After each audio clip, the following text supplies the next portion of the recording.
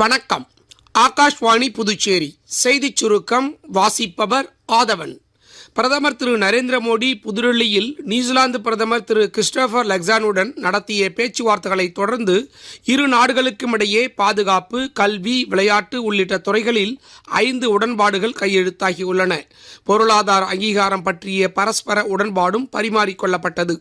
Railway கட்டமைப்பை வலுப்படுத்தவும் பயணிகளுக்கான வசதிகளை மேம்படுத்தவும் அரசு நடவடிக்கை எடுத்திருப்பதாக ரயில்வே அமைச்சர் திரு அஸ்வினி வைஷ்ணவ் கூறியுள்ளார். நேற்று மாநிலங்களவையில் ரயில்வே துறை பற்றிய விவாதங்களுக்கு அவர் பதிலளிக்கையில், ரயில்வே துறை கடந்த 10 ஆண்டுகளில் 5 லட்சம் வேலைவாய்ப்புகளை உருவாக்கி இருப்பதாகவும் ரயில் விபத்துகளின் எண்ணிக்கை 90% குறைந்திருப்பதாகவும் கூறினார். தமிழக சட்டப்பேரவையில் சபாநாயகர் திரு அப்பாவிற்கு எதிராக நேற்று அஇஅதிமுக கொண்டு வந்த நம்பிக்கையில்லா தீர்மானம் குரல் வாக்கெடுப்பிலும் டிவிஷன் முறையிலும் தோல்வி அடைந்தது. புதுச்சேரியில் வாழ்நாள் முழுவதும் செல்லுபடியாகும் வகையில் நிரந்தர சாதி சான்றிதழ் வழங்கப்படும் என முதலமைச்சர் திரு ரங்கசாமி சட்டப்பேரவையில் அறிவித்துள்ளார். பெஞ்சல் புயலால் பாதிக்கப்பட்ட வீடுகளுக்கு சீரமைக்க நிவாரண நிதி வழங்கப்படும் என்றும் முதலமைச்சர் ரங்கசாமி அறிவித்தார்.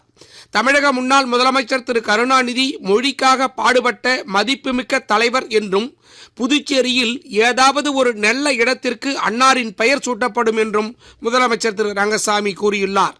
சட்டப்பேரவையில் திமுக உறுப்பினர் திரு அனிபால் கென்னடி எழுப்பிய கேள்விக்கு பதிலளிக்கையில் அவர் இவ்வாறு கூறினார். புதுச்சேரியில் புதிய மதுபான தொழிற்சாலை வருவதற்கு எதிர்ப்பு தெரிவித்தும் ஆளுநர் இதற்கு அனுமதி அளிக்கக்கூடாது என வலியுறுத்தியும் காங்கிரஸ் சட்டமன்ற உறுப்பினர்கள் சட்டப்பேரவையில் இருந்து வெளிநடப்பு செய்தனர். சென்னையில் உள்ள ஆஸ்திரேலிய துணை தூதர் திருமதி சீலாய் ஜாக்கி புதுச்சேரியில் முதலமைச்சர் திரு ரங்கசாமியை மரியாதை நிமித்தமாக அவரது அலுவலகத்தில் சந்தித்து பேசினார். முன்னதாக புதுச்சேரி பல்கலைக்கழகத்தின் புதிய துணைவேந்தர் பேராசிரியர் பனித்தி பிரகாஷ் பாபுவும் முதலமைச்சரை சந்தித்து வாழ்த்து பெற்றார். அப்போது புதுச்சேரி பல்கலைக்கழக இயக்குனர் திரு தரணிக்கரசு உடனிருந்தார். இத்துடன் இந்த செய்திச் சுருக்கம் நிறைவு பெறுகிறது.